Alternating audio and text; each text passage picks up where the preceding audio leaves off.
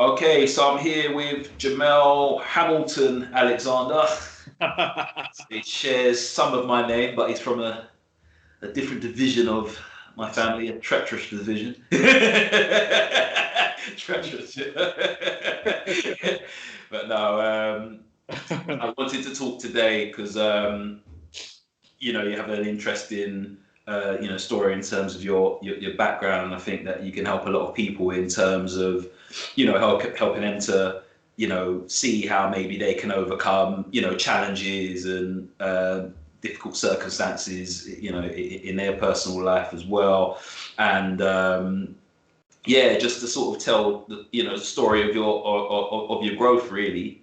I mean, you sort of take it away with just a bit of your background, growing up, where a bit about yourself, a bit of your background, and go from there.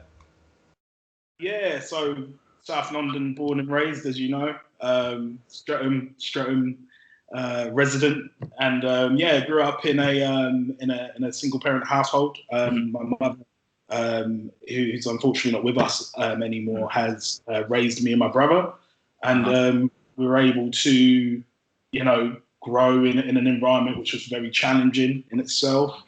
There was many challenges, from being a young man to having social difficulties at times, and having to deal with different types of conundrums, really. So the challenges of growing up in South London were quite vast, I'd say, quite vast. But nevertheless, definitely try to make best out of your circumstances and try to grow from it. So I was born in 1987, 33 years young. And growing up in South London, as you probably can identify with, Ash, was just, it was tough, but I do think it was a learning experience as well, in regards to how you manage yourself and how you are able to make the best out of difficult surroundings and scenarios. And coming up in a single parent household, without that kind of father figure there, the narrative is normally that you're supposed to be someone that doesn't necessarily have the skills to grow as a young man. Whereas I kind of looked at it in a different way and said, well, all right, I may not have that father figure around me, but I certainly don't want to use it as an excuse for me to have behavioural difficulties or try and seek different types of agendas with people. So I tried my best to make sure that I stayed on the straight and narrow. Like I knew right from wrong, really. And with that said, it was about implementing that as a young teenager growing up and making sure I stayed on the straight and narrow, really. But not to say I didn't make mistakes, everyone does, but yeah. Yeah. And how, in terms of, you mentioned about not having a father around, do you think that affected you in any way, or like what were the challenges surrounding that, if any? It didn't affect me because it was normal. It was normal to not have a father figure around. I think the only thing that I can really remember that really triggering was seeing, my friends with their father figures in their lives. Like when I used to play football, my mum used to take me to train with Crystal Palace as a youth. When I used to go and kick ball down there, and I used to see my friends with their fathers on the touchline, and I always used to think in a very perfect way, it would be lovely to have a father figure cheering you on, just from a male perspective. But I can't say it affected me, because at the same time, it was what I knew. It's what I knew. It's what I knew was normal. And I think with that, when you grow up in these types of environments, it is your normal, despite what society says. We should have a 2.5 household. You should have your mum, your father there, and the kids and stuff. So to some degree, I kind of like it was normal for me. It was normal, and I just decided to get on with it. Like, do you know what I mean? He wasn't around for whatever reason, and we moved forward from there. Did you have any sort of male role models in your life, or like was it just a case of that you didn't? No, I certainly had male role models, your father being one of them. Often, like, just grasping, often I would grasp, like, skills that I see in other men. Your father, an example of that, a man that goes out, works hard, is a provider for his family, set a foundation for his family to grow from and to prosper from.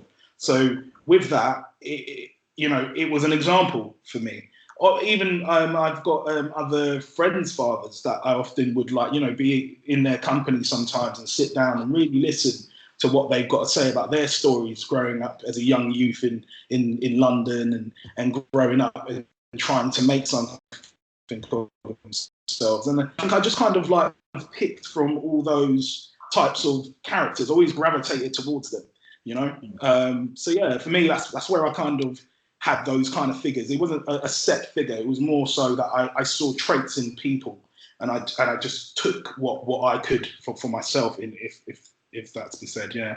And were there any like particular challenges like growing up in the single parent household, or how would you like describe your upbringing and the environment you were around in general, in terms of like the community environment and stuff like that? Because you mentioned being around South London. Like, what were some of the particular challenges that you might have faced during that sort of growing up period?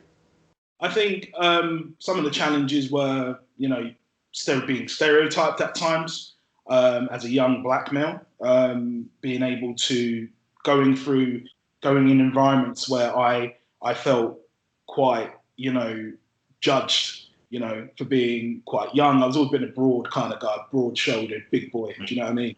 And I just think when you're in certain scenarios, and it was a culture where there was a hoodie culture at the time. There was all these cultures that were part of our youth. People. This is when mobile phones started coming out, and people were getting into problems with mobile phones, and people transitioning into things that weren't necessarily beneficial for them. And I often got a lot of stereotyping because of that.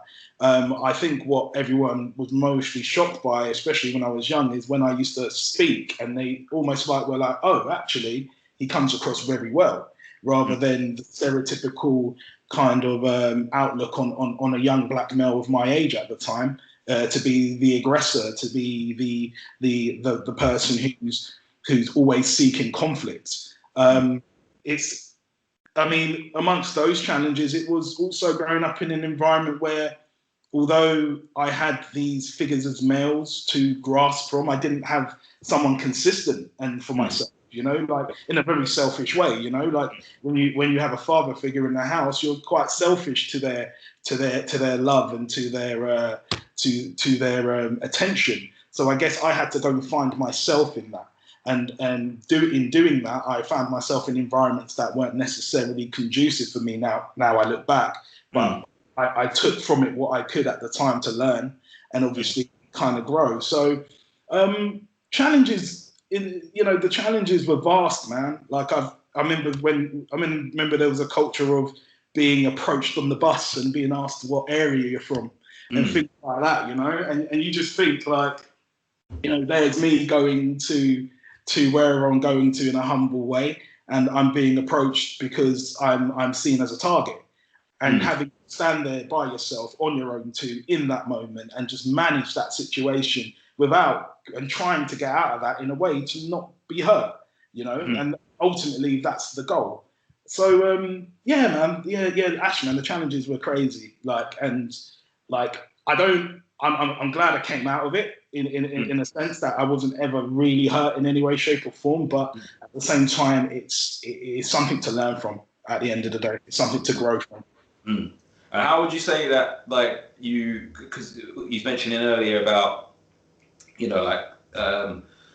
stereotyping and, some of the other challenges that you're facing on the streets, which, I've had, similar experiences as well, and to fight my way out of certain situations. So, I know what the environment was like, and in fact, well, we've been in situations together as well, so I know what we don't need to say much more on South London, but like, how have you how have you grown from it? Like, what have you learned from it, and how are you applying it to today, in your life now? To today, okay. I think one of the biggest lessons I felt that I've kind of grasped from all those experiences is that it's okay to do better. It's okay to do what you're not expected to do. So I could have gone down a road which was completely treacherous, completely a road that would not be beneficial to me, anyone around me. And, that could be a road of crime, that could be a road of drugs, that could have been, many roads that don't have any positive outcome. Mm-hmm. I think the learning lesson is that you should never be kind of boxed into what people think you are. Always be yourself at the end of the day. Be who you are, speak the way you speak, transmit whatever you want to transmit around you, and make sure that you're as true to yourself as possible. Because I find myself being I'm in certain groups and I'm like this, and then I'm in certain groups and I'm like that. And it's because I was trying to find myself as a young man. I was trying to find who I was, trying to understand who I was. And obviously, it's going to happen. You're growing. I get it. But at the same time, it taught me about being authentic with yourself and making sure that you are clear with yourself, first and foremost, before you're clear with anyone else. And with that comes clarity. And with clarity comes an assured nature to you that you feel really relaxed around things, around difficult scenarios. Somehow your shoulders drop and you just become a lot more at peace and be like, okay, this is a process. This isn't as it could be bad initially, shocking initially, but it isn't. It's something I can work through. You start to believe straight away. You start to believe in yourself. And I think, going through those scenarios of being alone sometimes, in the sense of like being on my lonesome in scenarios where I only have myself to count on, has really helped me be strong in dealing with life's matters as they come. Honestly, like, it's really enabled me to stand up rather than wallow and kind of meddle in the negativity of whatever the scenario is. It's helped me to say, okay, this is the scenario, but this is how I'm going to behave in the scenario. This is what I'm going to do. This is how I'm going to grow through that. So the learning experiences, man, it's I could go on for hours about it, to be honest. The learning experience are vast, and I'm still learning to this day. Like, do you know what I mean? It doesn't stop. So yeah. So like, just going back a bit, because like you was mentioning that you speak well and you carry yourself with confidence and stuff like that. Like, how did you transition between worlds? Because, like, for example, we grew up around the same way anyway, the same areas, and I spoke, I speak well as well. Do you know what I mean? So, like, I remember like, a friend was joking with me saying, "Oh, you speak like a white man." Yeah. Do you know what I mean? And do you know what I mean? And then like, and I'll, but that's almost to say like you're not black or something. So what does that mean? Do you know what I mean? Like, what is that meant to be? So what, because I said to him, what? So I meant to speak like an idiot then and be a black man. Do you see what I'm trying to say? Like, so we were just like bantering, but it just made me think like, what, how did you kind of, transition between that world? Because there is a lot of pressure to be like a certain way. Of course. Because like, my friend, said that, but it was like, a lot of people want to pigeonhole you into, certain categories. Yeah. And a lot of people then sort of mold themselves into those categories to feel accepted. But like, it just struck me that, like, did you have any kind of resistance or any kind of baiting or anything like that, transitioning between the world of being professional, for example, and being being around the street? Yeah. Resistance galore. Like, people, like I had friend groups that would, you'd finish your day's work and you'd come home, you're suited and booted, tie and all that, and you'd be amongst these friends that you've grown up around, you've got bonds and ties with, and you'll be standing amongst them, and they almost look you up and down as if to say, well, who are you, big shot, coming around us, kind of thing.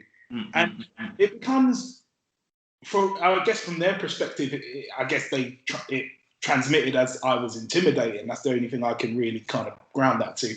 But I think you just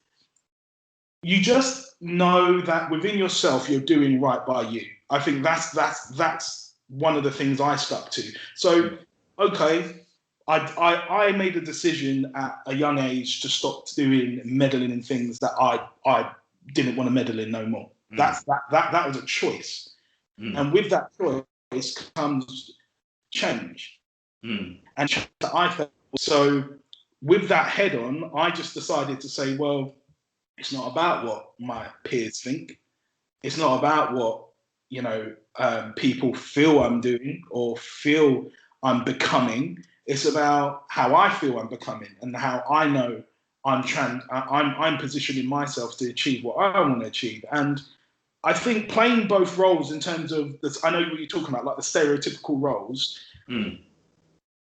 Like when you're amongst people that you're comfortable with, i.e. family, you're more relaxed. Yeah. We come across a different way. Yeah. When you enter a professional environment, you have to have a level of professionalism. That comes with roles, that comes with you, and that comes with your presentation. And yeah, we are kind of puppets on the stage, presenting ourselves to some degree when we go out there, and we have to make sure that we're doing our business. But we do it so we can be. We make sure that we do that so we can be presented in the right way, and make sure that we are we come across well. There's nothing wrong with coming across well. And you know what I mean? If I want to come across well to someone, I speak like I speak, and I speak with a confidence, and I try and adapt to scenarios. It's nothing to be frowned upon, It's something that I found frowned upon a lot by my peers in South London and in other areas and among certain social groups. And it's always kind of, it's baffled me, but I guess it's not for me to understand. It's for me to understand who I am and just say, okay, well, this is what I am, and this is how I'm going to allow this to benefit me.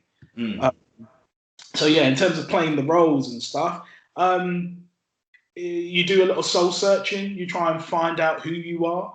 But I think once you reach that comfortability, and I know you can identify with that, you feel at peace. You feel at peace, and you don't feel like you're having to prove anything to anyone. You're just doing you, and that is one of the most healthy things you could do, honestly.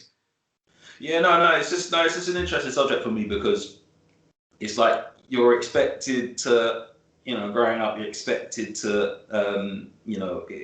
well, when I say growing up, in the home, it's a whole different story. I was raised, in a very positive and good way, where I'm expected to be, work hard and, get my education and stand on my own too, and all that kind of stuff.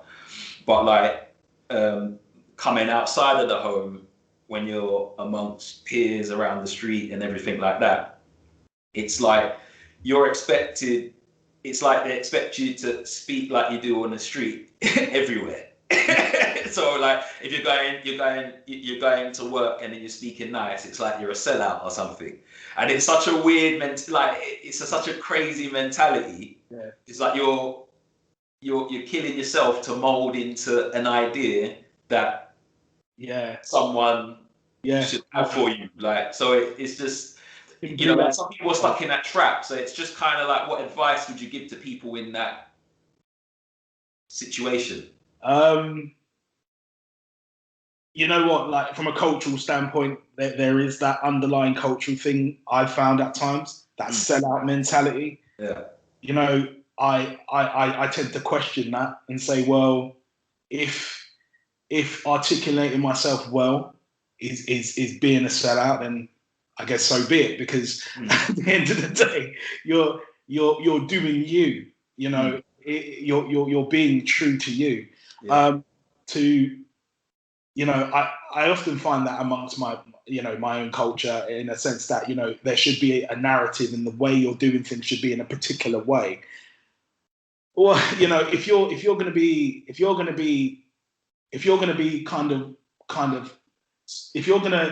that's going to dictate to you that particular way. I know people that are in their 40s and 50s that are still adhering to this kind of like attitude that they have to be a certain way.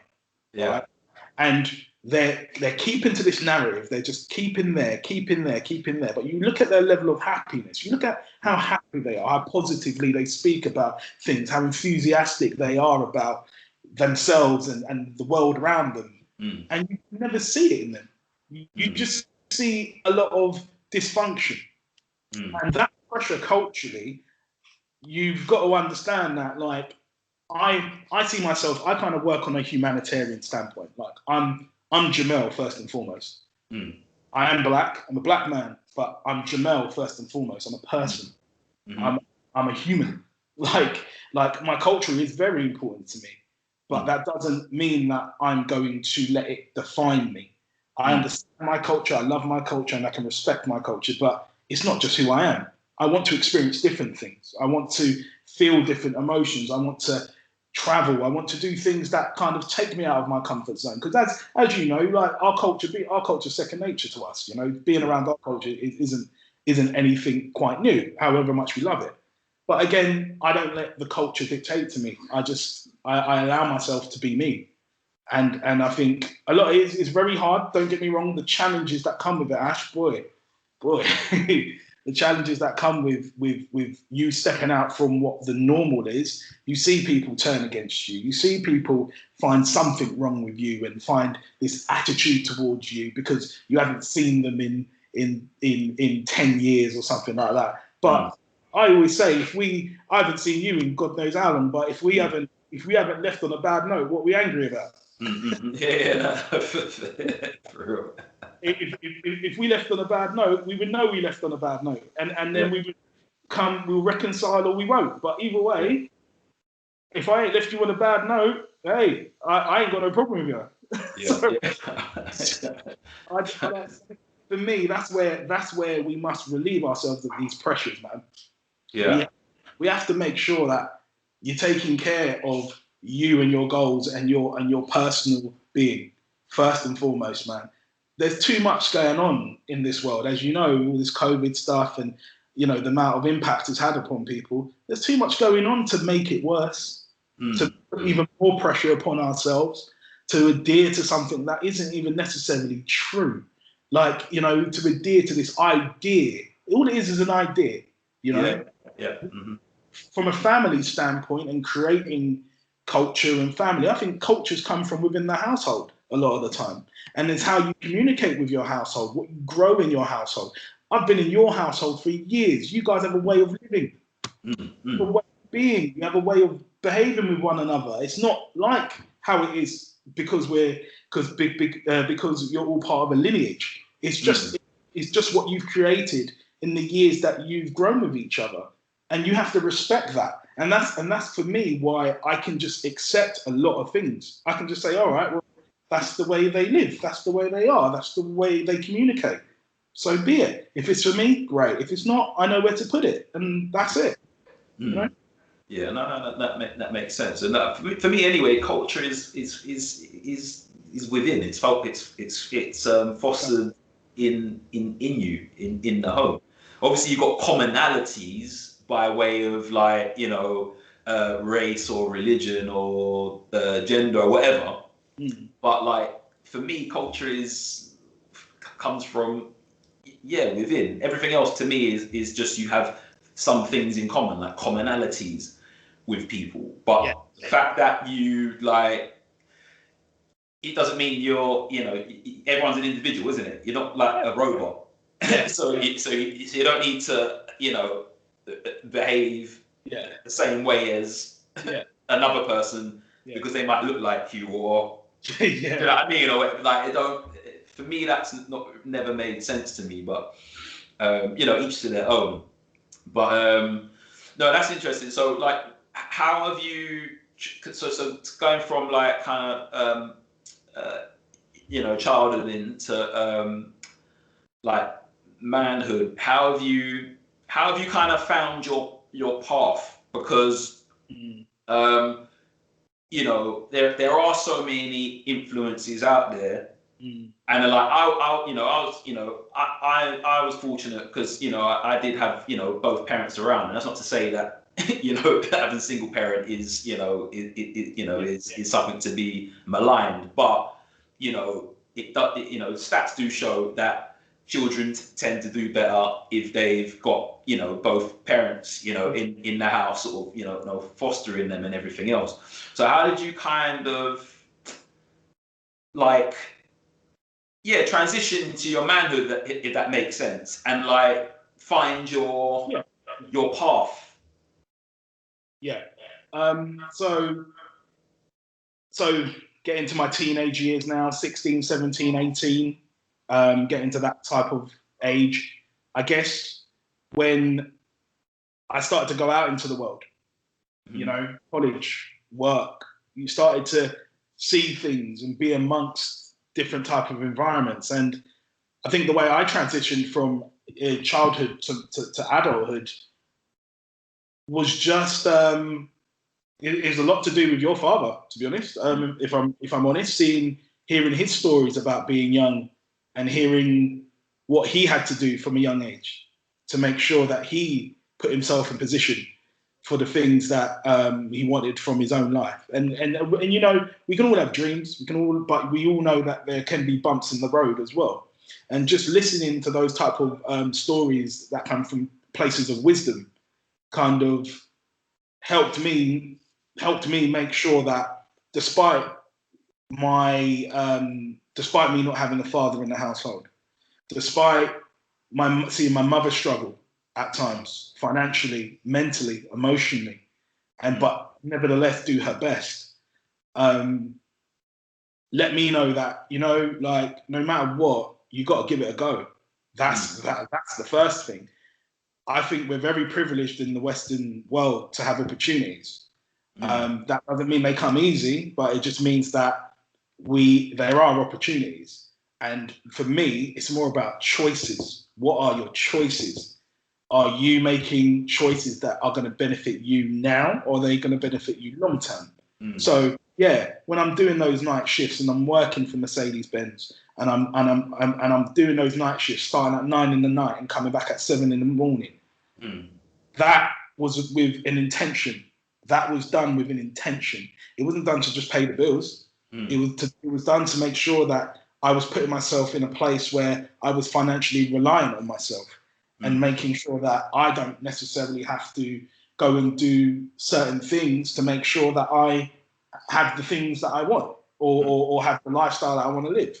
So, you know, that the transition from adulthood to manhood, like I only really take heed of it in the last 3 years. I've only really been able to really look back on it and say, oh, this is actually what happened.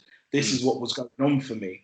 And yeah, I mean, we just grow from there. I just have this self-belief about growth, Ash, man. Like if you don't feel you're worth it, if you don't feel you're worth that effort, then you're never going to be anything. You're never going to be able to take yourself places and conduct yourself in the right way and be whatever it is you want to be.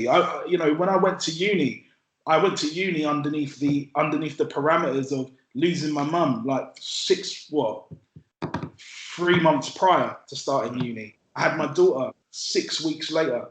You know, I went to uni under those parameters, under those constraints, but I didn't see it as a hindrance. I didn't see it as, okay, it gives me a right to not actually believe still. I had to dig deep. Of course I did. I had to dig deep. I had to go into the trenches and find myself and battle through. But nevertheless, the fight was still there. And that's what I feel is important. A lot of people are talented, but it's mostly a graft. that is going to really get through. It's hard work. Yeah, it's just it's simple things. It's what I say to people all the time. Like people look for a shortcut, but and for two reasons. One, to get something quick, but secondly, to avoid any difficulties. But the thing is you need difficulties to grow. Yeah. Like I embrace every time I've had a failure, and the thing is failure is such a subjective term, because I always say, look, failure is simply feedback. It's just telling you how maybe what to do and how you can do something better. It only exists if you allow it to, and you say, all right, I've given up now. This failed.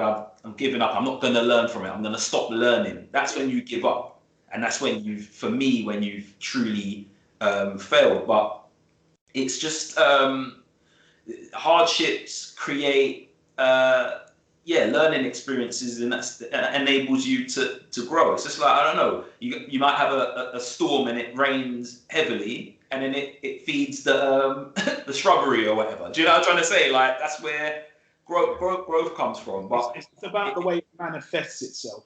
Yeah. About the way you allow it to manifest itself within you. Like, how is this difficult scenario going to manifest itself in you? I always ask myself the question. I always say, anytime a difficult thing comes on my plate or comes to me, right? Yeah. After the initial frustration of it, the first thing I'll ask myself is, what's changed? I always ask myself that. And I've asked myself that for the past 3 years. What's changed? And if I can't see any significant change, then I know that I'm allowing myself to change according to the information that I've just been given. It's about me taking control. It's about me making sure that no matter what the conundrum, no matter what the hurdle is, I'm able to say, all right, this is a hurdle. How are we going to jump over this hurdle and make sure we get to that finish line? How are we going to do that? It's not about saying, the hurdle's too big. I ain't got the right running shoes on. I ain't got the right jump. I can't jump over it. Like, do you know what I mean? It's like, these hurdles are going to come because this is life. This is life.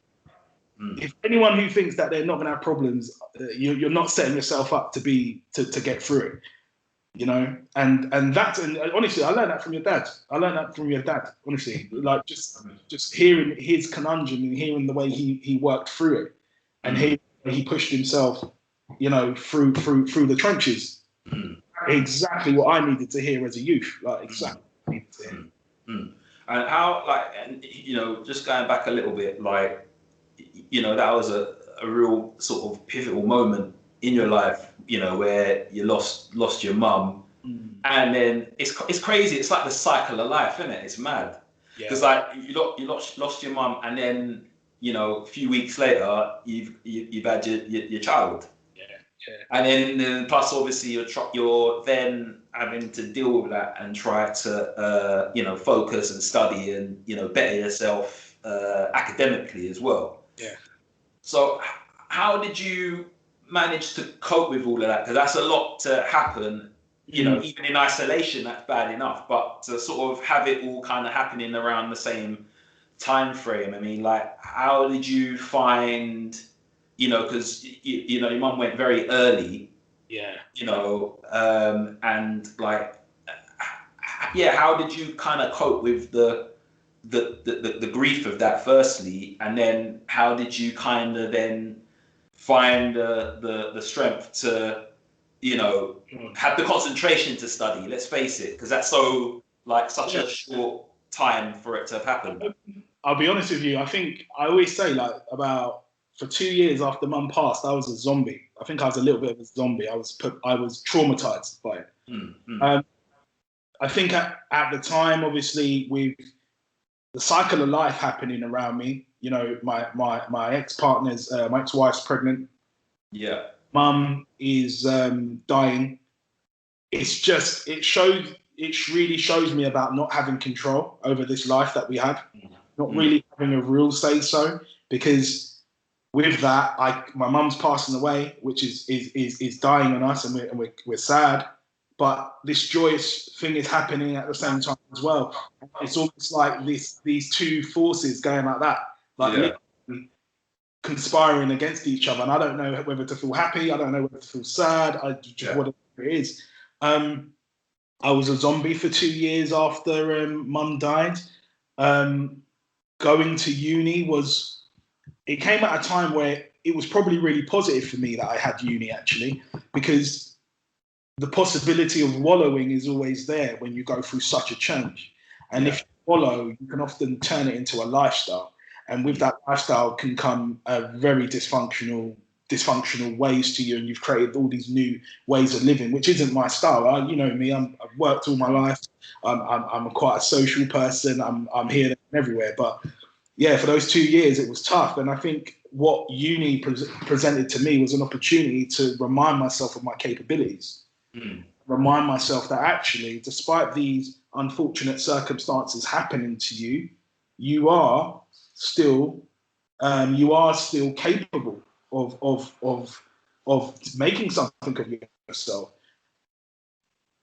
You know, my mum was a cognitive behavioural counsellor. You know that. Like she would, often encourage conversation and often encourage looking within and internal positivity to make sure that you're being able to push yourself.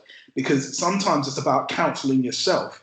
I think it's not about necessarily, at a time when my mum died, it was very easy for me to kind of go to people and want empathy all the time. Yeah, empathy is good, but you can also make that a lifestyle and look for it for too long. And then 2-3 years down the line, you're still looking for people to be sorry for you. Yeah.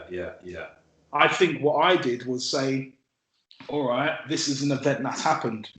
My daughter coming along, and it's my only child, like it's my first time. So I'm learning about myself during that as well. So with that being said, I think I always say, I feel like my daughter saved me a lot because because she came, I had a responsibility immediately. So to some degree, I didn't have an opportunity to even wallow. And I'm happy for that, obviously, because I'm able to rationalize what's gone on with me. So what I then did was say, okay, let's get myself into something. Let's go to uni. Let's with the help of my ex-wife as well. And we just decided to push forward in my dreams and say, okay, we're going to try and change the narrative here. And don't get me wrong, I'm saying this like I can articulate it now, but before I couldn't even put it into words. I didn't know what was happening. I was just I was doing and pushing. But with time and effort, you realize, times change. And, also, people say, like, it's very cliche to say time's a healer, but, if you allow yourself the time and space to understand the things that happen to you, you can also look for the solutions. 50% of the battle is understanding what's going on. The other part is actually making sure that you push on from that. And that's what I decided to do, cuz, to be honest, that's all I've decided to do. I just said, I want to live a different life. I don't want to, I want to make sure that my partner at the time and my child are in a good place, and me being depressed for the rest of my life because of this terrible event isn't going to help me to achieve what I want to achieve. So yeah, I made a choice. And how was the transition sort of into fatherhood? Because they, I hear it from fathers all the time. Like fatherhood changes you. Yeah. But what was that experience? Like, what was it like? Yeah, like. Yeah, it's changing into a father. You know what? It's crazy because, like, I was looking at some photos of Bella the other day when she was little, and fatherhood. I think if you ask me my God's honest truth, I think modern day fathers are kind of frowned upon to some degree. And when I say that, I mean that I feel like we're still looked upon to just be that physical figure of a father, rather than being this person that I've always wanted to be as a father, in depth with my child. I want to be in every nook and cranny of my child's thought process. I want to know what she's feeling. I want to know how she's dealing with things and things of that nature. I think dealing with it with fatherhood, how I transitioned, it was a thing where she saved me, as I say, and I had to make sure that I was able to be there for her. I had to make sure I was able to provide for her. And I'm not just talking about, milk and nappies. I'm talking about like moments where she doesn't understand as a child why she's feeling a certain way. Yeah. And I'm able to manage my daughter through that. The learning process for children starts from day one. Like, people often think children are babies and they don't know what's going on. Their minds are like sponges at that age. It's very important that you make sure that you cultivate that. And I remember sitting there with Bella sometimes. I stopped playing all the kind of like hip hop music in my car and all that kind of stuff. I made sure that was turned off. I was like, nah, none of that. I wanted to hear some soft ambient sounds. I went back to my mum's reggae and all this stuff. Yeah, like I think what I grow with my daughter. I had preconceived ideas of what fatherhood was, of course. Yeah. But you're having to do it day in, day out, and it's uncompromising. It's one of those things where having a child isn't the hard part. It's actually managing your life around it, having your time, having your energy, always being motivated. And what I did was make sure that the focus was always on Bella and making sure that, okay, she needs this. I want to help. I want to make sure she's in a good place. I want to make sure she's feeding right, researching, looking at things to always cultivate this young being that's come into the world.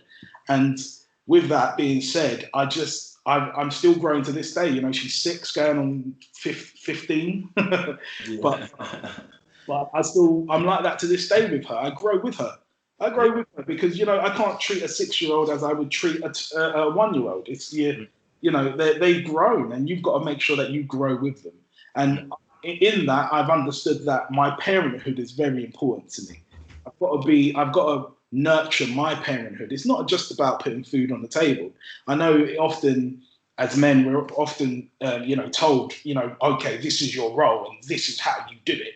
But to be honest, it's about, kind of creating what you want, an environment that you want to have, just like your father and your mum, and literally cultivating that and keep on growing this environment that you want your child to live in and you want your child to exist in, and keep on just doing that. And my transition to fatherhood has taught me so much. I'm still learning to this day, honestly. And how did you balance, responsibilities of a father with studies, work, and whatever else was going on at the time? So what we had to do, at the time, my ex-partner was at home. I would go to study 3 days a week. I would go into this. I would stay at uni, actually, because I could concentrate more in the library. Right. So I'd stay at uni, carry on my studies there, come home about 7 o'clock. Yeah. I was living in Crystal Palace at the time, and the uni was in Aldgate East. It was London Metropolitan. Yeah. And I would literally have to manage and leave notes on my phone every night to plan out my day. So it ran like clockwork, because I would understand any jink in that schedule, it could be detrimental to my studies. It could be detrimental to a lot of things. So yeah, I think organisation, giving yourself time to do organisation as well. People neglect that. Like, people like to leave everything in here, but actually writing something down on your notes. Yeah, that's important. Yeah. So important, man. So important. Easy. Yeah. And it's easy as well. It's really easy. It just breaks things down into chunks, because that's what I do. Like, I just make a bunch of, lists on what I need to do, and then you're just ticking off the list. And then as you're ticking off, your stress is just reducing. But when you've got it all in your head, a lot of times you don't even know where to start. Yeah. Because it's like one big ball of information, and then you end up getting nothing done, because you're like, oh damn, how am I gonna do all this? And you're sitting there all day thinking about how you're gonna do it without doing anything. Procrastinating. And just procrastinating. And then when you just put things down on paper, one of the best things I did, like I started doing, like was that, man, just literally making a list, and Your mind. your mind is just clear. You haven't got all this stuff just bouncing in your head. Yeah, You've got enough tasks to complete already. Mm. You know, you don't need to be spending extra energy thinking about it or, you know, stressing about it. You just need to go and get it done. And then plus, yeah, when you're thinking about it so much, you are, by virtue of that, procrastinating anyway. You're just wasting time, like sitting in your thoughts. So yeah, no, that's definitely yeah, it's a really good point, that because a lot of people don't do that, and then they bring a lot of, you know, unnecessary stress into their life. I felt it, man. I've felt that before, when it's all up here and you're just literally like, damn, where to start? And that's why I give myself 10 minutes every evening, just sitting on the couch, just on my phone, just making sure, all right, Tuesday, 1, 2, 3, 4, this is what I got to do, this is what I got to do, this is what I got to do. Anything I got to do, and then it's off my brain. Yeah. And I sleep better for it. And then in the morning, I wake up, I look at my list, and I'm like, all right, let's go. Let's get it done, because I know what to do. It's all out in the open. There's nothing to forget. I think no stone goes uncovered, kind of thing. Like, yeah man.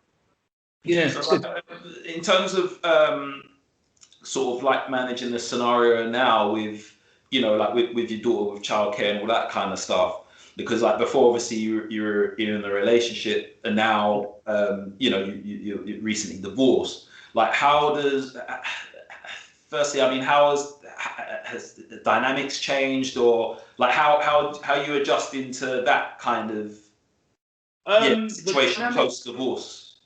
Well, yeah, like, to be fair, you would. I mean, I expected the dynamic to change. You know, like I think when we talk about dynamic between myself and my ex-partner, yeah, of course the dynamic changed. When it comes to me and my daughter, I'm happy to say that despite the transition for her, she still can look at me with a sense of knowing who I am. And I'm personally grateful for that, because at the same time of it being difficult for me, I can't imagine what it's like for my then 5-year-old to know that daddy isn't living in the home anymore, that daddy isn't accessible to her anymore as much as I was. I lived with them. So in terms of the dynamic for me, yeah, it's been a massive adjustment, absolutely massive adjustment emotionally, with you know, my own thoughts on things, and my thoughts of myself, my thoughts of future relationships, my thoughts on you know, co-parenting.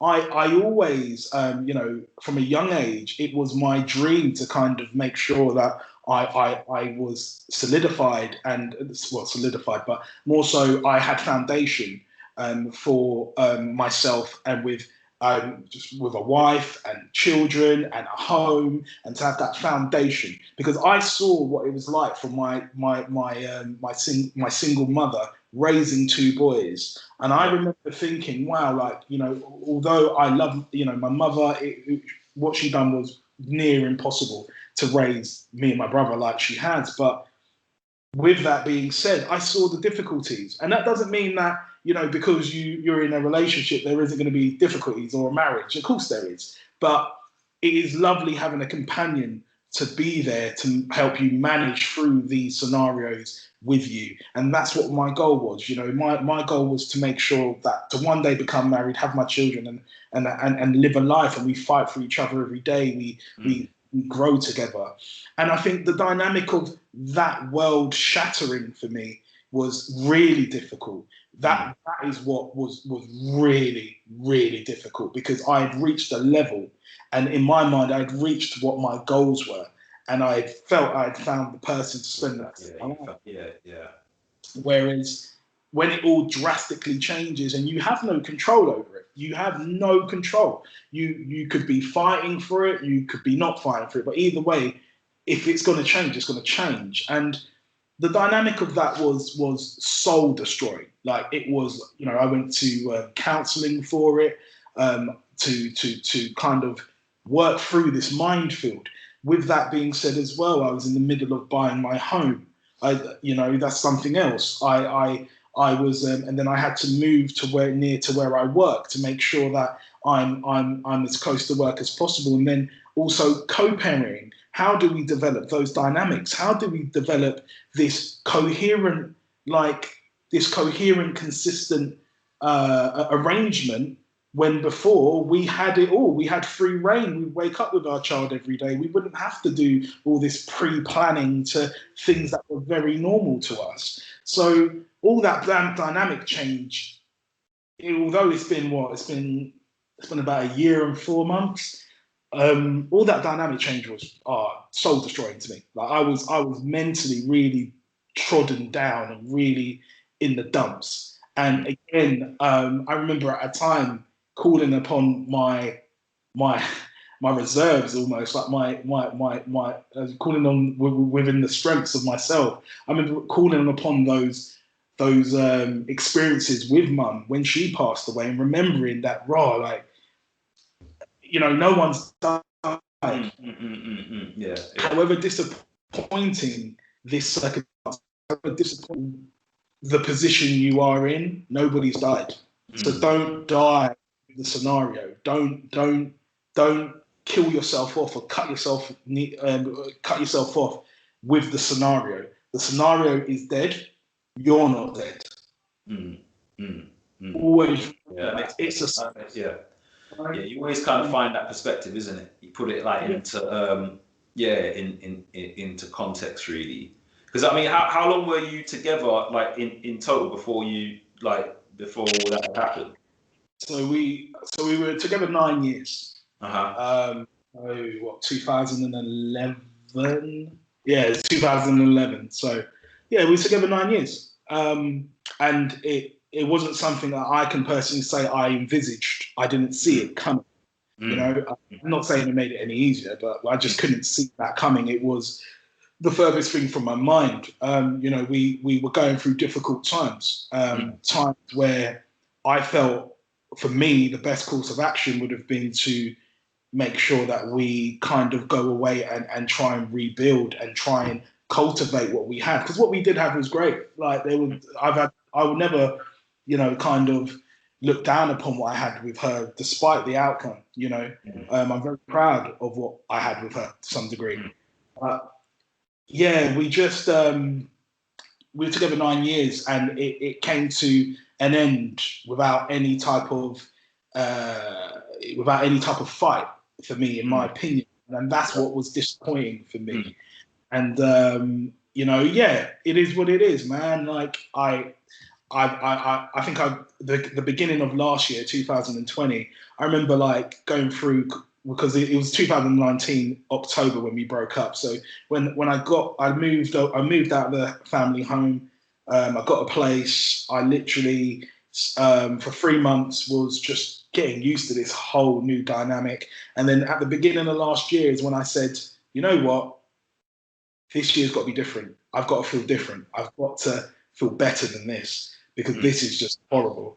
And I started to speak to myself, counsel myself almost, tell myself that, you know what, Jay, you are entitled to a good life, No matter what, you're entitled to a good life. No matter whether you've been great, made mistakes, you're entitled to a good life. No.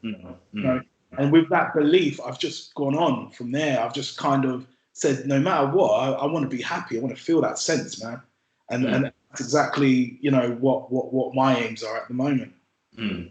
Yeah, no, it's curious. Because I've sort of seen this kind of phenomenon, with a few couples where they're together for a long time, could be donkey's years, and then they get married, and then soon after they get divorced, and you're like, wait, what happened there?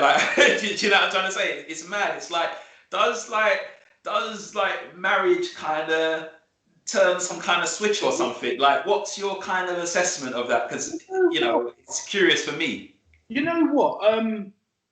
The way I saw it was being at the pinnacle, and I'm talking about the pinnacle in a sense to project to people that, oh, look at us, we're great. It's more about what you had with the person, and it's more about saying to that person, this is my commitment to you.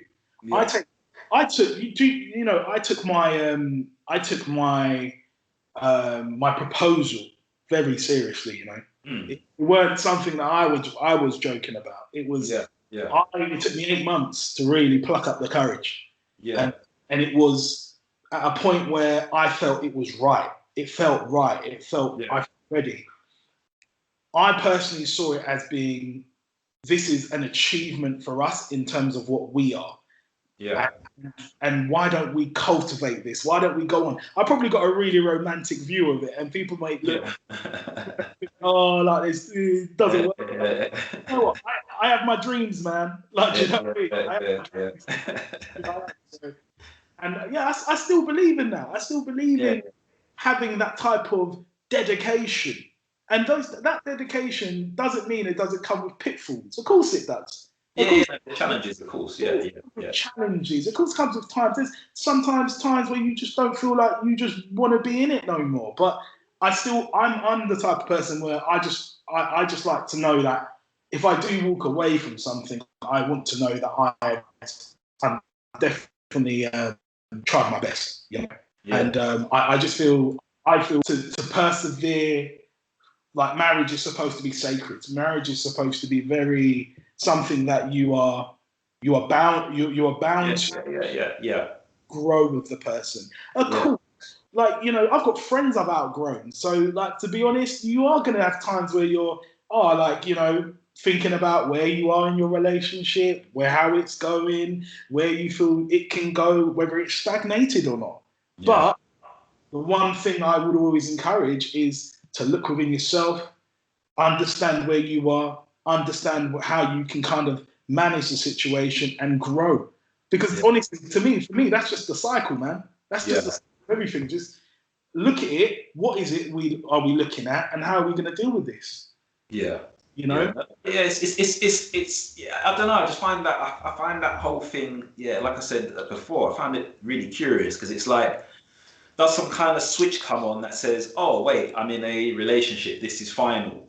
Yeah, it can. You know, it's like some kind of flick switches, because I've seen this. It's not, you know, just your scenario. And obviously, I was at your wedding. Yeah. And I've actually still even got your your thank you card. Yeah. You know, I still display it despite the fact you're divorced. It don't matter because it was to me it was a special day. Do you know what I mean? And well, it was my birthday as well, so you know I can't forget it anyway. So you know, but it's just it's mad because I've seen this before. Like I said, where you know they're together many years, and then they take that final step, and it's like they realize suddenly it's final.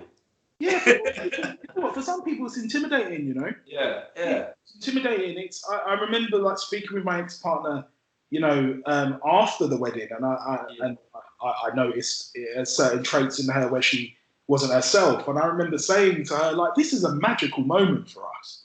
Like, we have come so far in our relationship, and that doesn't mean we're perfect, but we it's all right to kind of like sit there and acknowledge where you've come sometimes. Give yourself a drink, give yourself a brandy, give yourself a glass of wine, and say, you know what, I've come really far. And that for me was a moment where we should have been doing that. I think for some people it's intimidating. It sounds very final. I've spoken with a lot of female friends who have been married and have gotten married, and they've often spoken about identity change leading up to the wedding. And I've often, obviously, I'm going to give it my male perspective, and I'm going to say, well, this proposal your soon-to-be husband is giving you is something that you should cherish. This is something that he's showing you dedication. He's showing you that he wants to spend the rest of his life with you and be committed to you. That is a very special thing in my world. It's massive. So I think it can be intimidating for some people. Some people just find the whole concept and the finality, as you say, the final action of it, as if it's, oh, well, that's me done. No, it's not you done. It's not you done at all. Yeah. I remember often speaking about this to my ex-partner, saying, I don't want you to change into my wife because you're my wife now. I want you to be you, and I want you to continue to grow as an individual. Of course, like for me to to control someone like that is not what your goal should be. Your goal should be to cultivate and encourage. That's the goal. But yeah, it's, some people find it intimidating. It's just the way it is. Yeah, nice. Yes, yeah. No, I just found that curious. But that do you think you would do it again? You know what? I would. Yeah.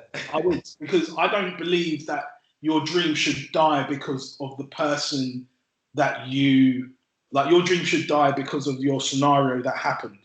That's like, because I do sound, as you know, I do sound engineering and stuff. So that's like me getting bad feedback from someone and saying, well, all right, this person doesn't like it, so I'm just gonna not do it again. I'm entitled to still have my dreams. I'm entitled to still have to have what I want for myself. I would do it again. Definitely, I would do it again.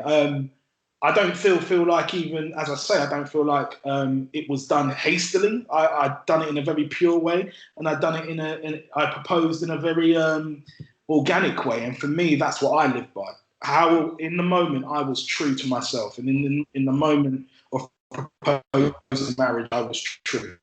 And I would love to point again. I would absolutely love to. That's the goal. Yeah, that'd be good, man. And so, sort of moving it along, like to kind of like currently, like how are you coping with the whole like lockdown situation? I guess that adds a bit more complexity to things like seeing your daughter, things like that. But moreover, like just in general, like how have you been finding the whole scenario? How have you adjusted to it? How are you kind of coping? It was a very alien, with the first lockdown especially, very alien-like feeling. It felt very out of sorts, like the roads were empty on like a Monday, things like that. And you're walking the streets going to your place of employment, and you're like, wow, this is a ghost town, I felt as though I'm dealing with it well, to be honest, especially throughout the year. A lot of changes happened to me, as you know, the divorce and all of that. So I had going on anyway. So to be honest, lockdown gave me an opportunity to really deal with that. Like, if that makes sense. If I had the distraction of socializing and stuff as well, I think it might have off-tilted me, and I would have had to be really disciplined with myself. But yeah, with lockdown, it forced me to face all of the things I was going through. So yeah, I mean, I found the first lockdown okay. I was still going to my place of employment because I work for the local government, and then during second lockdown, I started working from home, and I'm actively still working from home at the moment with a view to still go back in. So I've taken it well, and I've acknowledged when I've had my bad days with it. I think that's really good as well. Like understanding when you're feeling out of sorts with this whole kind of control that the lockdown has placed upon us, like not having freedoms to go and socialise, go and see friends, family, and people, and just knowing that, all right, I feel like this today, and what am I going to do to make myself feel comfortable? Often I read, often I have podcasts I watch, often I'm bantering with you lot most of the day. You know what I mean? So I think it's about finding a healthy escape, finding a healthy median. I think we all must kind of try and do that, and not everyone has the living arrangements to do that. Not everyone has scenario. I've got outdoor space where I live. That was brilliant for me, having that goal. Yeah, it makes a big difference, actually. It makes a big difference in this scenario for sure. So to be honest, I've dealt with it well, and I'm just praying for everyone's safety as always. Do you know what I mean? Yeah, and I think it's like anything really. It's like, or the way I look at things, like you can't control, certain events that happen, but you're always in control as to how you react to it. So like when I live in Spain obviously, and we had like a hard lockdown. It was you couldn't go anywhere. Like literally, you could only go to the supermarket. That's it. Go supermarket shopping. That's it. Like you were literally locked at home. But I said to myself, okay, and also because I worked for myself, it affected my my work. So I couldn't, I couldn't serve as many clients. I mean, I moved quite a lot online, but I lost some as well. So it had those effects as well. But I just said to myself, okay, look, I've got some extra time on my hands. What can I do with that time?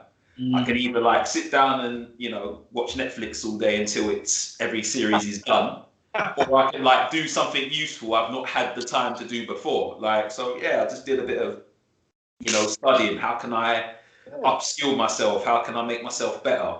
Do a bit more reading. I read quite a lot of books. Like I said, studied a couple of courses. I was learning about computer programming, things like that, and then just thinking, okay, let's assume that this is the way things are going forward. Assume this is the new world. Let's say, how is my business going to evolve to adapt to that? Yeah. And obviously, if it goes back to normal, then great. It's even better. But how do I adjust in the worst case scenario? Yeah. So it's just those are the things that I've personally done myself. Adaptation. But a lot of people are in a difficult position where they can't kind of see the wood for the trees. So it's just kind of good to get some of the things like you did to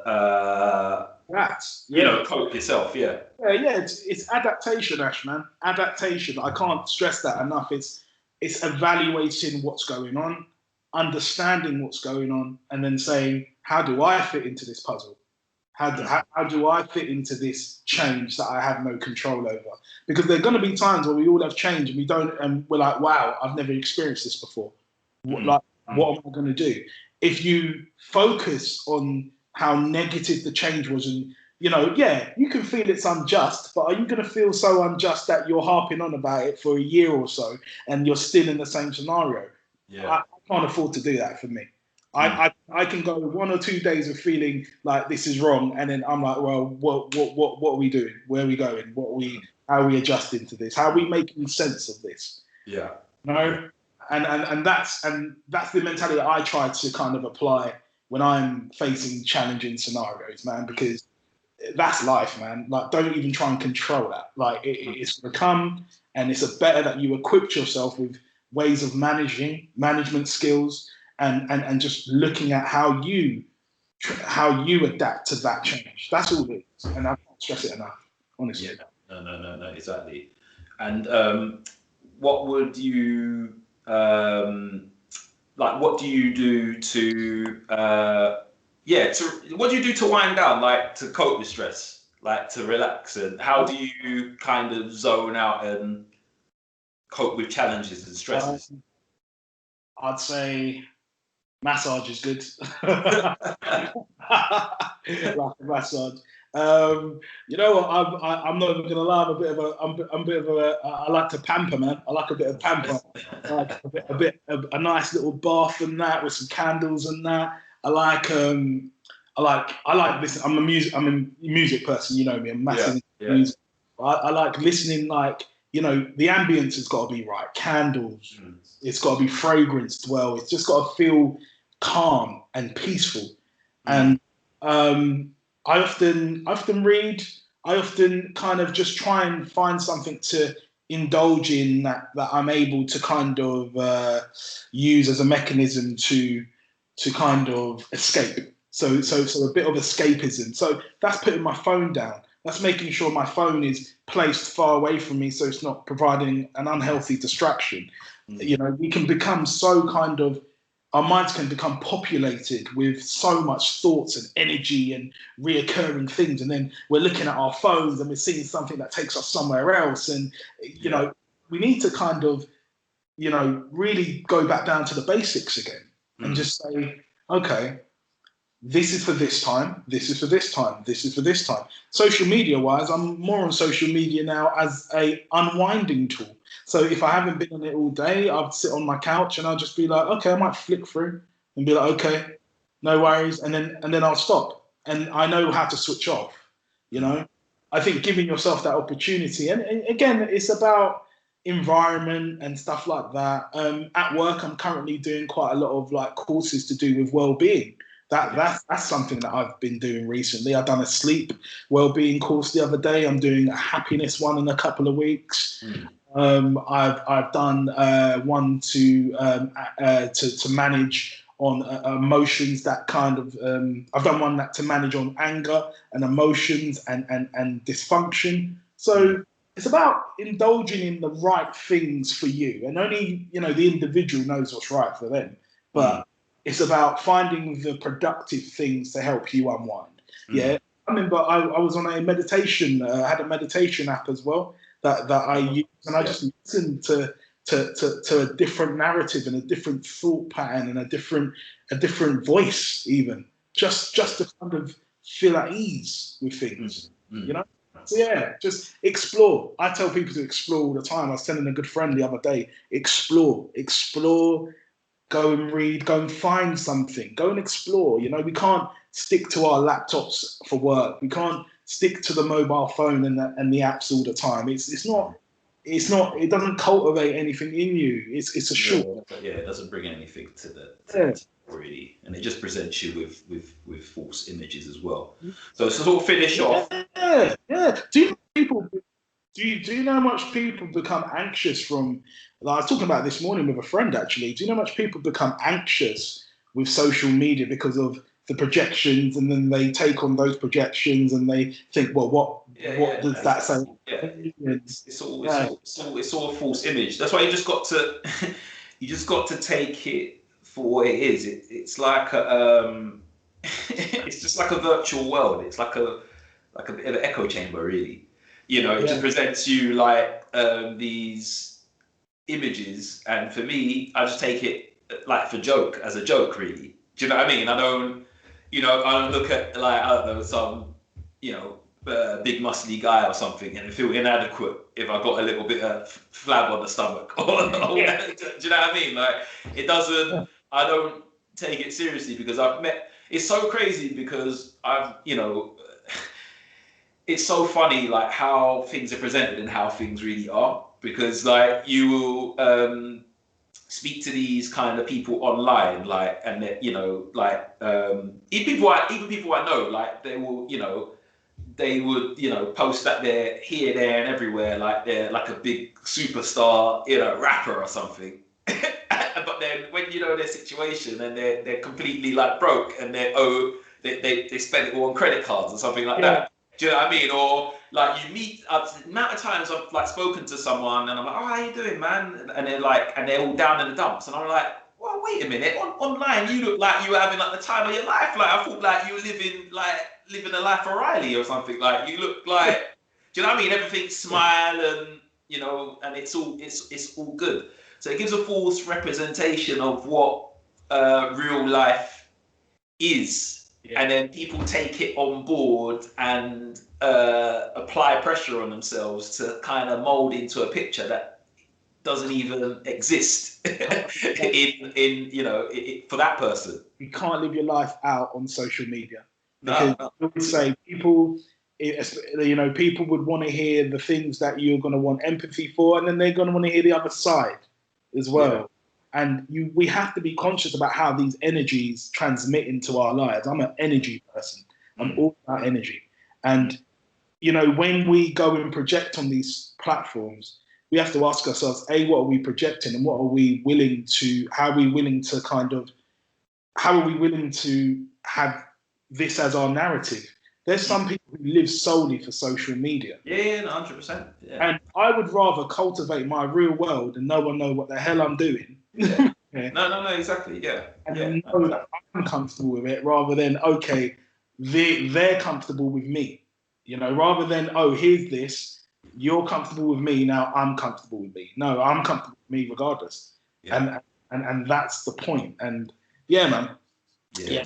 You've got to be careful. I feel sorry for these children coming up in this era, man. Because that's the thing. Like, because the other side, we definitely had the other side of none of this social media stuff. That's what I mean. Like, we all used to play outside. Do you know what I mean? Like, we used to, we used to interact. Like, now there's not that kind of personal interaction anymore. It's all yeah, just on your phone, and you're looking at nonsense. Yeah. But it's not just the kids though. That's what I'm saying. Is that the adults are adults are suffering from it the most a lot of the time. Yeah.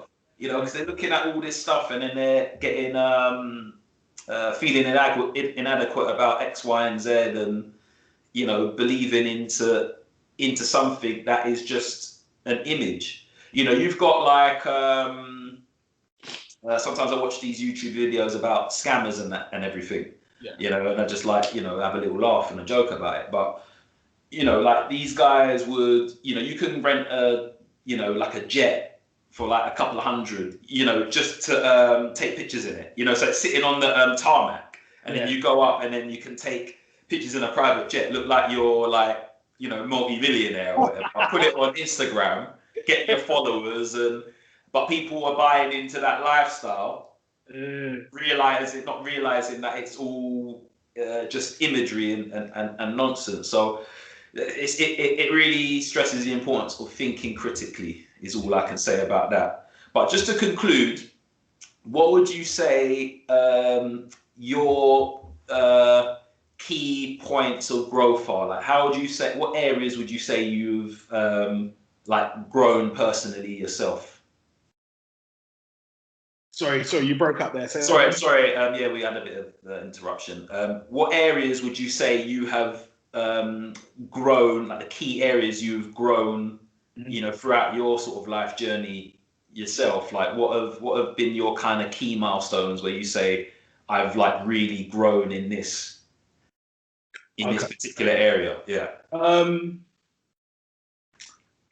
Taking responsibility. Mm-hmm. Owning your truth, definitely grown in that. Definitely owning your good points and your bad points. I think that's so important. You must welcome it. I've definitely opened my arms to like things that I've done wrong, things that I've done right, and just being honest with it. And I think in living in that very clear, clarified, open way allows you the learning processes that you can't even put a chain on that, man. You can't even lock that down and say, okay, it ends when you reach this milestone. You learn and learn and learn and learn. My milestones in regards to me and my growth, I think the fact that my mentality is different in a sense of what it used to be, what I grew up in, the dysfunctional environments that I had found myself in as a young teenager, and behaving dysfunctional to manage that, attacking dysfunction with dysfunction, it gets you nowhere. And I thank my lucky stars that I learned quite early, in a sense that, okay, this isn't for me. I put certain things down when I was about 18, and I said, I've seen things happen to other people. That was my real lesson. And I just said, well, I don't want to be on that headstone. It's not for me. So, that was a milestone. My other milestone was, knowing that I, had knowing that I had the strength to push through in scenarios that often people sit there and say, I could never do that. Like knowing that I did it. And I'm proud of myself for that. And often you got to give yourself that pat on the back. You should never look for it from other people. Always give it to yourself and say, yeah, man, got through that, man. Proud of that. And to this day, I think the fact that I've been able to manage again with with my divorce, obviously, and manage that divorce, get through it relatively unscathed. And most importantly, my daughter can look at me in the eyes and know exactly who her father is, and know exactly that I've remained strong for her, irrespective of what has happened during the process. So I think that milestone alone reiterates to me again that I can get through this, and I will get through it. And man, just keeping that belief, keeping that zhuzh about yourself, just making sure that you're keeping your mind clean, fresh, you're learning, you're open to things, open to challenges, open to pain, open to happiness. Just making sure you embrace it all. Yeah. Nice, man. Well, thanks very much for your time today, man. Really, really appreciate that. I think people can take a lot from a lot of the things that you said today. So no, I appreciate you taking the time out